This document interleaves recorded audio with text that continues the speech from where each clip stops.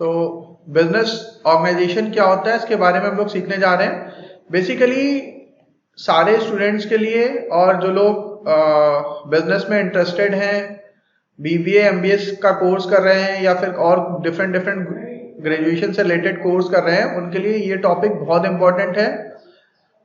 Business organisation अगर आप अच्छे से समझ जाते हैं तो आपको ये पता चल जाएगा कि बिजनेस किसी कंट्री की इकोनॉमी के लिए क्यों जरूरी है, उस पर्टिकुलर इंडिविजुअल के लिए वो बिजनेस क्यों इम्पोर्टेंट है, बिजनेस का गवर्नमेंट को क्या एडवांटेज मिलता है, सोसाइटी को क्या एडवांटेज मिलता है, बिजनेस होता क्या है, कौन कौन से फॉर्म होते हैं बिजनेस के, बिजनेस के लिए फंडिंग कहाँ से लेते हैं, प्लांट लोकेशन लेआउट कहाँ चूज करते हैं, सारी चीजें each and everything will discuss in detail. ठीक है, तो ये बहुत इंपॉर्टेंट टॉपिक है।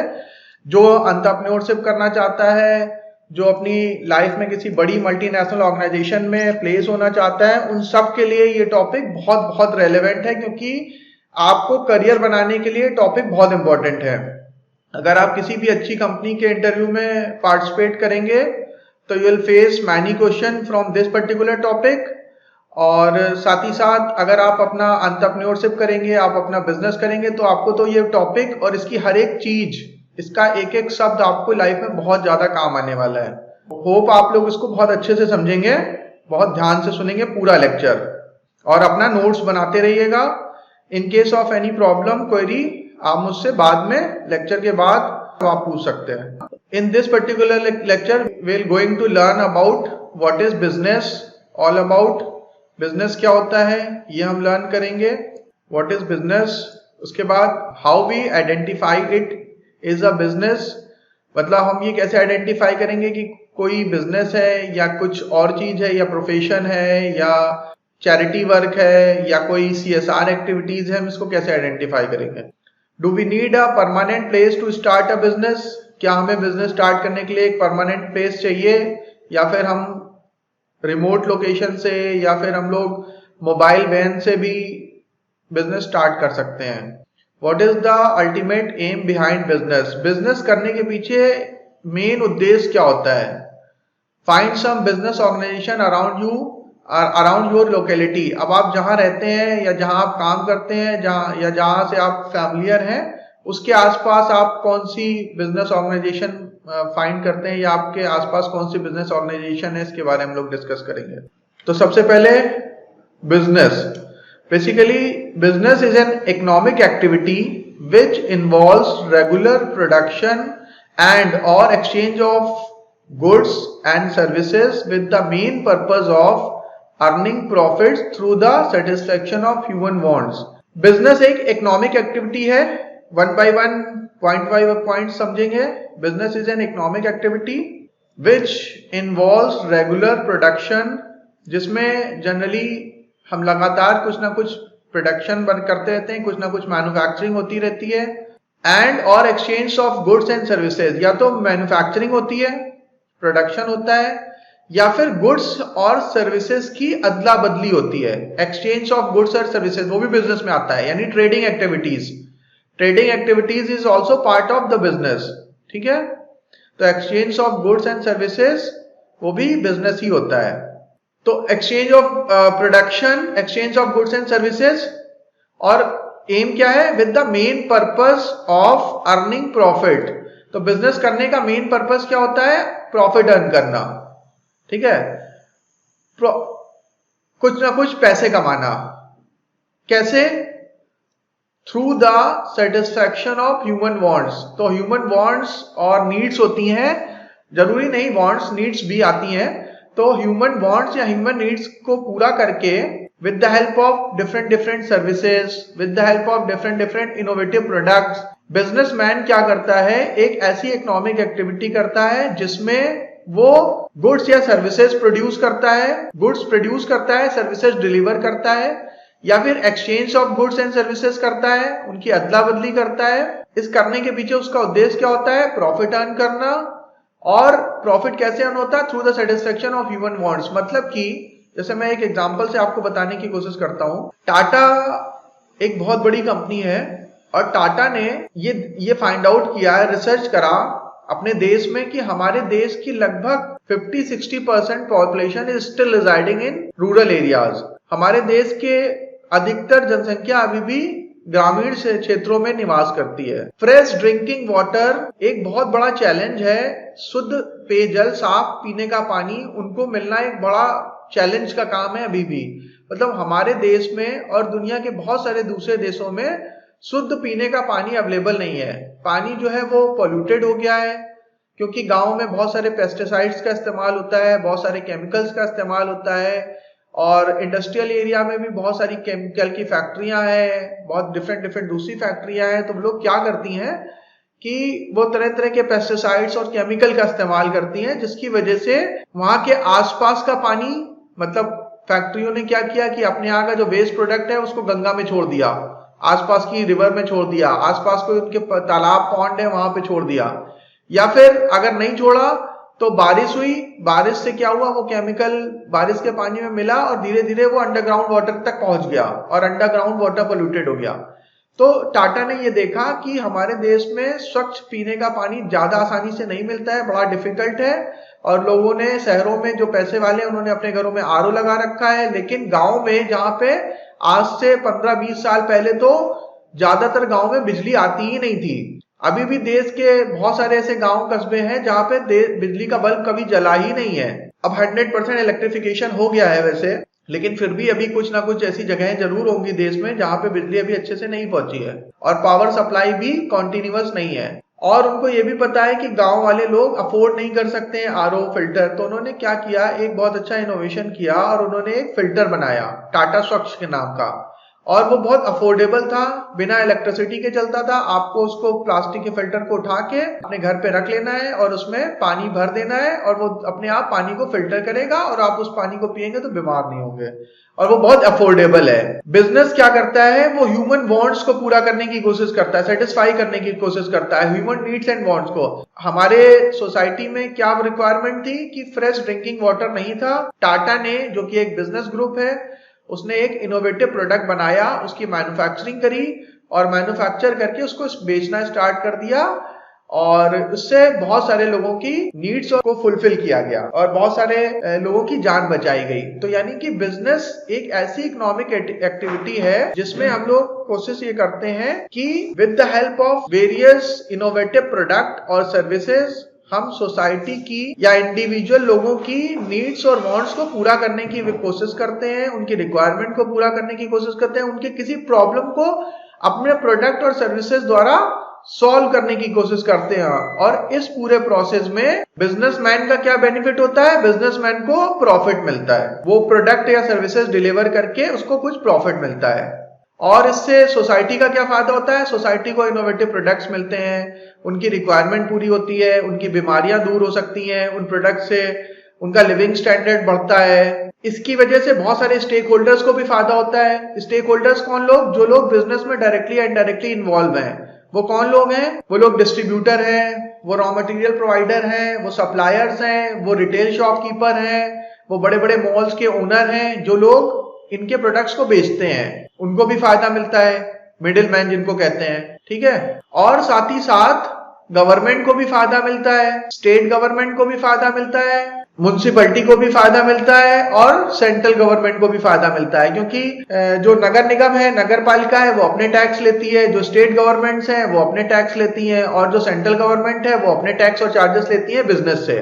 और साथ ही साथ बिजनेस बहुत सारे लोगों को एम्प्लॉयमेंट भी देता है, तो जिन लोगों को एम्प्लॉयमेंट देता है तो उनको भी सैलरी मिलती है, और उनकी सैलरी अगर अच्छी होती है तो वो अपनी सैलरी से भी इनकम टैक्स देते हैं गवर्नमेंट ऑफ इंडिया को। तो यानी कि गवर्नमेंट को बहुत बड़ा रेवेन्यू मिलता है जस्ट बिकॉज ऑफ बिजनेस। तो बिजनेस एक ऐसी चीज है कि अगर किसी देश की इकोनॉमी को अच्छा होना है, तरक्की करनी है, अगर किसी देश में प्रॉस्पेरिटी चाहिए, किसी देश की जीडीपी को बढ़ाना है, तो वहां पे ज्यादा से ज्यादा बिजनेस होना चाहिए। उससे देश का भी फायदा है, सोसाइटी का भी फायदा है, बिजनेसमैन का भी फायदा है, गवर्नमेंट का भी फायदा है। और जब गवर्नमेंट को बहुत सारा रेवेन्यू मिलेगा तो वो उन पैसे को वापस इंफ्रास्ट्रक्चर की चीजों में लगाएगी, यानी डैम्स बनाएगी, ब्रिजेस बनाएगी, रोड्स बनाएगी, प्रॉपर इलेक्ट्रिसिटी प्रोवाइड करेगी, बहुत सारी दूसरी एक्टिविटीज करेगी, हेल्थ केयर सर्विसेज अच्छी देगी, अच्छी एजुकेशन सर्विसेज देगी, तो इस तरह की बहुत सारी सर्विसेज प्रोवाइड करेगी। तो मेरे ख्याल से आपको बिजनेस क्या होता है, उसका क्या एडवांटेज होता है सोसाइटी को, हम सारे लोगों को, एम्प्लॉय को क्या फायदा होता है, कंज्यूमर को क्या फायदा होता है, ओवरऑल देश को क्या फायदा होता है, ये समझ में आ गया होगा। मीनिंग ऑफ बिजनेस से थोड़ा फैमिलियर हो लेते हैं।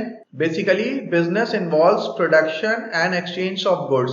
तो बिजनेस में business involves production and exchange of goods, production भी करता है और गुड्स एंड सर्विसेज की अदला बदली भी करता है। ठीक है, ये बिजनेस में होता है, यानी मैन्युफैक्चरिंग भी होती है, प्रोडक्शन मतलब मैन्युफैक्चरिंग, और एक्सचेंज भी होता है। दूसरा, its main aim to earn profit, profit earn करने का ऑब्जेक्टिव होता है बिजनेस का। साथ ही साथ it must satisfy human wants. अगर आपका कोई ऐसा प्रोडक्ट है जो ह्यूमन नीड्स एंड वांट्स को पूरा नहीं कर रहा है, जो आपने अभी आप आगे चल के मार्केटिंग पढ़ेंगे, तो मार्केटिंग में पहले क्या होता था कि जो मार्केटर्स होते थे या जो बिजनेसमैन होते थे वो क्या करते थे, एक प्रोडक्ट बना देते थे और उसके बाद उसको बेचने की कोशिश करते थे। लेकिन अभी मार्केटिंग जो advance modern form of marketing है उसमें क्या करते हैं, they first of all try to identify needs and wants of the customer. वो उसकी नीड आइडेंटिफाई करने की कोशिश करते हैं, उसकी प्रॉब्लम ढूंढने की कोशिश करते हैं। They try to identify the problem of consumers और they try to provide solution in the form of product और सर्विसेज। जैसे कि एग्जाम्पल के लिए, पहले क्या है कि एक जन कानपुर में बैठा है, एक नागपुर में बैठा है, दोनों को आपस में बात करनी है। कैसे बात करेंगे? पहले क्या करते थे, वो ढोलक बजा के संदेश एक जगह से दूसरी जगह पहुंचता था, वो भी बहुत डिफिकल्ट है, समझ नहीं आता था। फिर क्या है कि कबूतर से चिट्ठी भेजते थे, तो कबूतर बीच में कोई बाज खा गया, उसको किसी ने मार के गिरा दिया, या उसका मूड नहीं हुआ जाने का, वो कहीं और चला गया, तो वो भी कम्युनिकेशन का एक स्ट्रॉन्ग मीडियम नहीं था। फिर क्या हुआ था, धीरे धीरे ऑफिस बनाए गए, डाकिये लेके जाते थे, उसमें भी टाइम लगता था। फिर क्या है कि टेलीकम्युनिकेशन आया, लैंडलाइन के थ्रू काम करने लगे। फिर क्या हुआ, मोबाइल वायरलेस कम्युनिकेशन आया। तो ये लोग क्या कर रहे हैं कि पहले नीड ढूंढ रहे हैं। नीड क्या है, उनको कम्युनिकेट करना है। दो लोगों को अलग अलग प्लेनेट में अलग अलग जगह पे बैठे हैं, they want to communicate with each other. And telemarketing companies try to provide solution in the form of product और services। जितनी भी टेलीकॉम कंपनियां हैं वो टेलीकॉम सर्विसेज के फॉर्म में उनकी प्रॉब्लम को सॉल्व करने की कोशिश कर रही हैं। उन्होंने क्या किया, लैंडलाइन वाले फोन बनाए, फिर उसके बाद उन्होंने बेसिक फोन बनाए जिसमें आप फोन करके बात कर सकते हैं। फिर उन्होंने मैसेज वाला भी बना दिया, आप मैसेज करके भी बात कर सकते हैं। फिर उन्होंने क्या किया, और नए इनोवेशन हुए, तो चैटिंग मैसेंजर्स आ गए। फिर क्या हो गया, वीडियो कॉलिंग हो गई, तो आप रियल टाइम में देख भी सकते हैं, बात भी कर सकते हैं। फिर क्या हुआ, उन्होंने कॉन्फ्रेंसिंग सर्विसेज डाल दी, एक साथ 5-7 लोगों से बात कर सकते हैं और उनको देख भी सकते हैं। और ये हमारे सामने इसका बहुत अच्छा एग्जांपल है, हम लोग क्लास ले रहे हैं, आप लोग अलग अलग शहरों में बैठे हुए हैं, अलग अलग लोकेशंस में बैठे हुए हैं, मैं कॉलेज में बैठा हुआ हूं, और हम लोग अपने अपने कंप्यूटर की हेल्प से आपस में कम्युनिकेट भी कर रहे हैं, एक दूसरे को देख भी पा रहे हैं, एक दूसरे को सुन भी पा रहे हैं, और पढ़ाई भी कर पा रहे हैं। हम लोग प्रोडक्टिविटी भी कर पा रहे हैं। मैं अपनी पीपीटी आपसे शेयर कर रहा हूं, मैं अपने ऑडियो वीडियो आपसे शेयर कर रहा हूं, मैं अपने सॉफ्टवेयर आपके साथ शेयर कर पा रहा हूं, और आप भी रियल टाइम में अपने सॉफ्टवेयर, अपनी पीपीटी, अपनी इमेज, अपनी बात मेरे तक पहुंचा पा रहे हैं। तो यानी कि बिजनेस क्या है, बिजनेस बेसिकली सबसे पहले नीड्स और वांट्स और प्रॉब्लम को आइडेंटिफाई करता है, फिर उसको पूरा करने के लिए प्रोडक्ट बनाता है, सर्विसेज बनाता है, और इस पूरे प्रोसेस में बिजनेसमैन क्या अर्न करता है, प्रॉफिट अर्न करता है। तो यानी कि बिजनेसमैन क्या करता है, they first of all try to identify problem of the consumer. उनकी नीड क्या है, उनको क्या आवश्यकता है, उनका क्या समस्या है। जैसे कि फॉर एग्जांपल गर्मियों में हमें गर्मी लगती थी, तो मार्केटर्स ने क्या किया, पंखा बना दिया। फिर उन्होंने कहा अभी इससे काम नहीं चल रहा, थोड़ा और प्रोडक्टिव होना है, तो उन्होंने कूलर बना दिया। और क्या अच्छा कर सकते हैं, उन्होंने एसी बना दिया। ठीक है, अब देखते हैं आगे क्या बनाएंगे। हर तरह की प्रॉब्लम को सॉल्व करना। पहले क्या होता था, हम लोग खाना पकाते थे, लकड़ी जलाते थे, धुआं होता था, उससे प्रॉब्लम होती थी। फिर क्या हुआ, स्टोव आ गया, उसमें केरोसिन ऑयल डाल के काम करने लगे, लेकिन वो भी उतना अच्छा नहीं था, अजीब सी स्मेल आती थी, केरोसिन ऑयल कलेक्ट करना पड़ता था, बड़ा झंझट का काम था। फिर उन्होंने क्या किया, एलपीजी सिलेंडर बना दिया, लेकिन उसमें भी क्या है, सिलेंडर लाओ, गैस जलाओ, ये सब करो। तो उन्होंने क्या किया, माइक्रो ओवन बना दिया, बॉक्स है उसी में खाना बना लीजिए, गर्म कर लीजिए। फिर उन्होंने क्या किया, और इनोवेट किया, उन्होंने इंडक्शन ले आए। इंडक्शन में ना आग जलती है, ना कहीं कुछ होता है, ना कोई पोल्यूशन हो रहा है, बस सीधे से आपने बटन दबाया, आपका खाना पक गया। इतना आसान है, बहुत टाइम भी कम लगता है in comparison to LPG cylinder, और ओवरऑल कॉस्ट भी कम लगती है। हम लोगों की जो आवश्यकताएं हैं उनको पूरा करने के लिए मार्केटर्स, बिजनेसमैन तरह तरह के इनोवेटिव प्रोडक्ट लेके आते रहते हैं, और उन इनोवेटिव प्रोडक्ट को with the help of marketing and advertisement वो हमें बेचते रहते हैं। जैसे जैसे उन लोग प्रोडक्ट और सर्विसेज कंज्यूम करते हैं, उनको प्रॉफिट मिलता है, उनके एम्प्लॉय को सैलरी मिलती है, गवर्नमेंट होती है देश की, उसको रेवेन्यू मिलता है, सबको फायदा मिलता है। तो क्या लिखा हुआ है इसमें, These activities are organized and performed under the framework of an institution known as business organization, firm और enterprise। तो जो ये सारी एक्टिविटीज हैं, यानी कि पहले नीड एंड वांट को आइडेंटिफाई करना, फिर उसको सॉल्व करने के लिए प्रोडक्ट और सर्विसेज बनाना, उसको डिलीवर करना और उससे प्रॉफिट कमाना। तो ये सब सारी एक्टिविटीज कहाँ पे होती है, बिजनेस ऑर्गेनाइजेशन में होती हैं, या फर्म कहते हैं उसको, या इंटरप्राइज कहते हैं। और जो ये काम करता है उसको क्या कहते हैं, एंटरप्रेन्योर कहते हैं। इंटरप्राइज बिजनेस और एंटरप्रेन्योर काम करने वाला।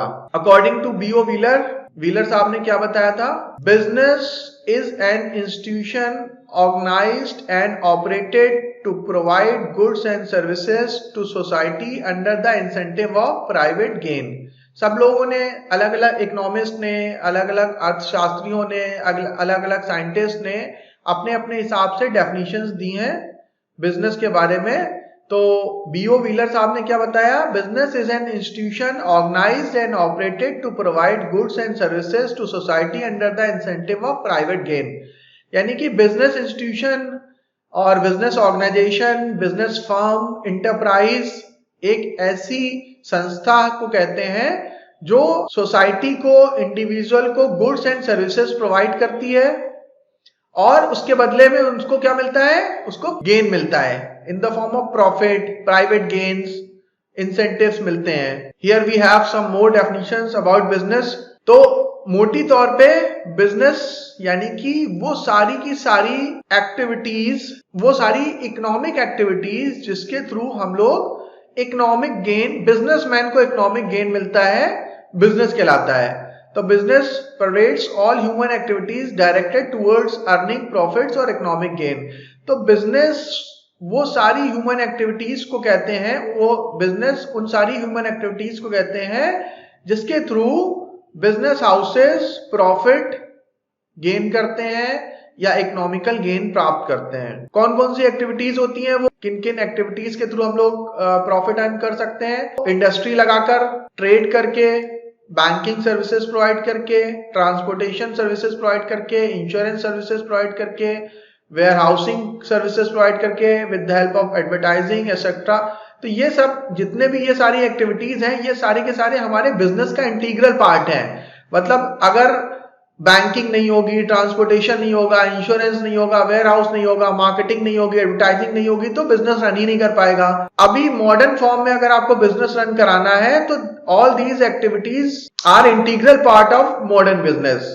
पहले क्या होता था कि बहुत एंशिएंट एज में दो लोग मिले, उन्होंने आपस में अपने गुड्स एक्सचेंज कर लिए, बार्टर सिस्टम के थ्रू बिजनेस हो गया, ठीक है। या फिर एक के पास बहुत सारी चीजें हैं, उसने थोड़ा थोड़ा से बहुत सारे लोगों को डिस्ट्रीब्यूट कर दिया, और उसके गेन के बदले में उसने कोई गोल्ड कॉइन ले लिए, सिल्वर कॉइन ले लिए, बिजनेस हो गया। लेकिन अभी ऐसे नहीं होता है, अभी बिजनेस इतना आसान नहीं है। अभी क्या है, बिजनेस थोड़ा कॉम्प्लिकेटेड हो गया है। अभी आपको पहले क्या है, बिजनेस अकाउंट बनाना पड़ेगा, अपने बिजनेस को रजिस्ट्रेशन कराना पड़ेगा, बिजनेस का इंश्योरेंस कराना पड़ेगा, अपनी गुड्स एंड सर्विसेज को ट्रांसपोर्टेशन के थ्रू एक जगह से दूसरी जगह पहुंचाना पड़ेगा, रॉ मटेरियल को मंगा के वेयरहाउस में स्टोर करना पड़ेगा, फिर अपने फिनिश गुड्स को वेयरहाउस में बनाने के बाद स्टोर करना पड़ेगा और एज पर डिमांड उसको रिलीज करना पड़ेगा। अपने प्रोडक्ट और सर्विसेज के बारे में लोगों को अवेयर करने के लिए we have to take help from marketing activities और we also need to advertise our business. हम लोग अपने बिजनेस को प्रमोट करेंगे, एडवर्टाइज करेंगे, मार्केटिंग करेंगे उसकी। So we can say that industry, trade, banking, transportation, insurance, marketing, advertising etcetera all integral part of our modern business. तो business अगर आप कर रहे हैं तो आपको ये सारी की सारी एक्टिविटीज परफॉर्म करनी पड़ेंगी और इसमें एचआर एक्टिविटीज भी आएंगी, आपको हायरिंग भी करनी पड़ेगी, आपको मेंटेनेंस भी करना पड़ेगा और ये तमाम इसके अलावा भी और बहुत सारी एक्टिविटीज आपको करनी पड़ेंगी। और डॉक्टर विवेक बिंद्रा ने कहा था कि एक एंटरप्रेन्योर वो इंसान होता है जिसको अगर आप बहुत ऊंची बिल्डिंग में नीचे छोड़ दें तो वो रास्ते में एक एरोप्लेन बना लेगा और उड़ा के निकल जाएगा गिरने के पहले। तो मतलब ये हाइपोथेटिकल चीज है। मतलब उनका ये कहने का मतलब ये था कि बिजनेस में एंटरप्रेन्योर जो होता है वो बहुत एडवांस हो गया है, बहुत इनोवेटिव हो गया है, वो बहुत सारी चीजें एक साथ कर रहा है। अगर आप कोई स्टार्टअप स्टार्ट कर रहे हैं तो आपको बैंकिंग भी देखना है, हायरिंग भी देखना है, एडवर्टीजमेंट भी देखना पड़ेगा, कंपटीशन को भी देखना पड़ेगा, अपने प्रोडक्ट की इनोवेशन को भी देखना पड़ेगा, बहुत सारी चीजें करनी पड़ेंगी। तो बिजनेस अब थोड़ा कॉम्प्लिकेटेड हो गया है और बिजनेस के ऊपर ही पूरा देश डिपेंड कर रहा है। और पहले दुनिया में जो जंग लड़ी जाती थी, जो दुनिया में लोगों का रुतबा तय होता था, वो तय होता था कौन देश कितना शक्तिशाली है, किस देश के पास कितने फाइटर प्लेन है, किस देश के पास कितने न्यूक्लियर वेपन्स हैं, किस देश के पास कितने टैंक्स हैं। लेकिन अभी क्या होता है, कौन देश इकोनॉमिकल सुपर पावर है, क्योंकि अगर इकोनॉमिकल सुपर पावर है तो ये आर्म्स एमुनिशन तो खरीद ही लेगा। इस समय उस देश की पूछ होती है, उस देश को ज्यादा रुतबा मिलता है जो इकोनॉमिकली स्ट्रांग है। आप लोगों की जानकारी के लिए बता दें कि we are the third largest economy across the globe in terms of purchasing power parity. हमारी जो इकोनॉमी का साइज है वो दुनिया का तीसरा सबसे बड़ा साइज है परचेजिंग पावर पैरिटी के टर्म्स में, और नॉमिनल जीडीपी के टर्म्स में हम लोग 5वें 6ठे पोजीशन पे चलते रहते हैं। यानी कि हम दुनिया के टॉप 10 देश में आराम से आते हैं। और इसी वजह से अब बाकी सारे देशों ने, जो कि यूरोपियन कंट्रीज थे, अमेरिका, यूरोप, जो हम लोग को निग्लेक्ट करते थे, हमारी बात नहीं करते थे, हमें सपोर्ट नहीं करते थे, उनको अब मजबूरी में इंडिया को सपोर्ट करना पड़ रहा है। क्योंकि दुनिया का सबसे बड़ा मार्केट, अगर उनको अपने बिजनेस को चलाना है, अगर चाइना को, अमेरिका को, यूरोपियन देशों की जो बड़ी बड़ी मल्टीनेशनल कंपनी है, उनको अगर अपने बिजनेस को रन कराना है सक्सेसफुली, उनको अपने प्रोडक्ट को बेचना है, तो उनको एक मार्केट चाहिए। और दुनिया का सबसे बड़ा और ओपन मार्केट है हिंदुस्तान, और हिंदुस्तान के बाजारों में वो आते हैं, अपने प्रोडक्ट को बेचते हैं। उनको हिंदुस्तान का सहयोग चाहिए। अगर कोई इंडिया अगर किसी देश को मना कर देगा, किसी देश को अपने एंट्री बैन कर देगा, तो वो भयानक फाइनेंशियल क्राइसिस में फंस जाएगा। क्योंकि दुनिया का सबसे बड़ा बाजार इस समय हिंदुस्तान है और दुनिया की 3rd या 6th या 5th टॉप इकोनॉमी भी है। हमारी नॉमिनल जीडीपी के टर्म्स में हमारी इकोनॉमी का साइज अप्रॉक्स $3 ट्रिलियन के आसपास है, 2.75 क्या, वो घटता बढ़ता रहता है डॉलर के टर्म्स में। नॉमिनल जीडीपी में हम लोग 3rd पोजीशन पे आते हैं। नंबर 1 चाइना है, नंबर 2 अमेरिका है, पीपीपी के टर्म्स में नंबर 1 चाइना है, नंबर 2 अमेरिका है और नंबर 3 पे इंडिया आता है। और नॉमिनल जीडीपी के टर्म्स में अमेरिका नंबर 1 है, चाइना 2nd है, फिर उसके बाद आई थिंक 3rd पोजीशन पे जापान होगा, फिर जर्मनी, और इंडिया और यूके में ऊपर नीचे होते रहता है। तो 5th पोजीशन पे इंडिया था। Type of economic activities, economic activities को हम लोग समझ लेते हैं क्या क्या होती है। देखिए 3 तरह की एक्टिविटीज होती हैं, बिजनेस, प्रोफेशन और एम्प्लॉयमेंट। अब देखिए क्या है, बिजनेस में trade, industry, banking, transportation, insurance, warehousing, advertising, ये सब आता है। प्रोफेशन में क्या है, जैसे कि कौन लोग, जैसे सीए हो गया, चार्टेड अकाउंटेंट हो गया, मेडिकल प्रैक्टिशनर, एमबीबीएस डॉक्टर हो गया, लॉयर हो गया, लीगल कंसल्टेंट जिसको कहते हैं लॉयर।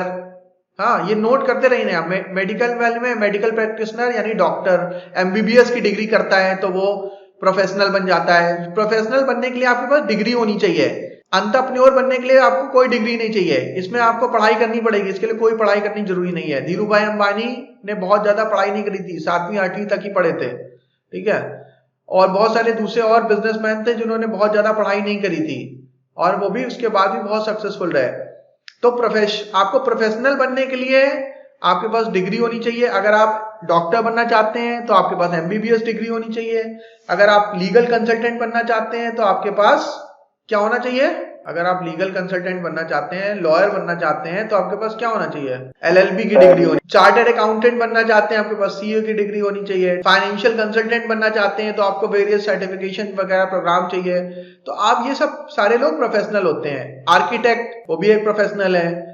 तो ये सारे के सारे लोग प्रोफेशनल की श्रेणी में आते हैं। एम्प्लॉयमेंट, जिनको नौकरी मिलती है, कौन नौकरी देता है? बिजनेस एम्प्लॉयमेंट प्रोवाइड करता है। मैनेजर रखता है, फोरमैन रखता है, सुपरवाइजर रखता है, क्लर्क रखता है, वर्कर्स रखता है, अकाउंटेंट्स रखता है, मैकेनिक्स रखता है, फिटर रखता है और 4th क्लास के जो कर्मचारी होते हैं उनको रखता है। तो बिजनेस एम्प्लॉयमेंट प्रोवाइड करता है। एम्प्लॉयमेंट ये अलग अलग कैटेगरीज होती हैं, अलग अलग प्रोफाइल्स होती हैं। Managerial profile, clerk grade, sales, मतलब डिवाइडेड है। तो ये 3 डिफरेंट इकोनॉमिक एक्टिविटीज होती हैं। आप इन तीनों से पैसा कमा सकते हैं। अब आपको तय करना है कि आपको किस में जाना है। आपको आगे प्रोफेशनल बनना है, आपको आगे नौकर बनना है, अब आगे आपको मालिक बनना है। बिजनेस मतलब मालिक, एम्प्लॉयमेंट यानी एम्प्लॉय मतलब नौकर, और ये थोड़ा बीच का होता है, ठीक है। ये भी एक तरह से अपनी मर्जी का मालिक होता है, फ्रीलांसर है, कंसल्टेंट है, तो ये भी ठीक है।